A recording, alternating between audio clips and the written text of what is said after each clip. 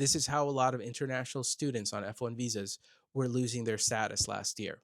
So last year, the Trump administration started what's called the Student Criminal Alien Initiative. Under that initiative, everybody that was in the United States with an F1 visa was subject to repeated database searches to see if they were ever arrested or put in proceedings for any criminal matter at all. If you were a student protester and you were arrested and those charges were dropped because you did nothing wrong, you still showed up as a hit. Because of that, a lot of people were being flagged by this initiative. Once you were flagged by this initiative, the Department of State would revoke your visa because the Secretary of State, Marco Rubio, has a lot of statutory power to revoke a visa. He doesn't have the power to revoke your status. So, just real quick, a visa is what allows you to enter the United States. Once you're in the United States, a visa is pretty much useless unless you want to leave and come back, because then you need it again to enter the United States.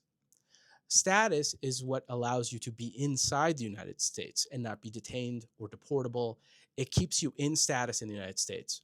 Secretary Rubio can terminate your visa.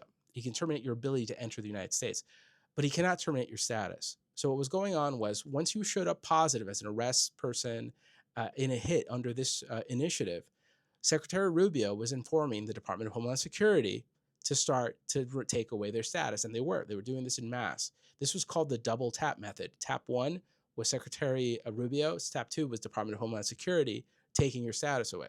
At that point, you were unlawfully present and you could either leave or try to fight it. Now, a lot of people did fight it. And there is a case that came out and was decided, at least gotten us past the preliminary injunction stage, called Presidential Alliance versus Noem. On March 20th of this year, 2026, the judge got us past preliminary injunction and said that most of the actions of the Trump administration were arbitrary and capricious.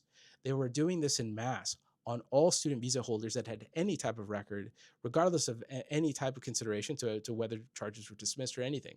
It was a big mass action as opposed to an individualized action. And there was no notice and comment period. There was a high likelihood of success by the plaintiffs. So it's going to continue. So that's a good win. If you want to hear more about that case, you can go to The Migration on Substack. It's my new publication. You can look for it on Hello Pedro Chavez on Substack as the user, or The Migration as the publication. It has more information and sources and stuff.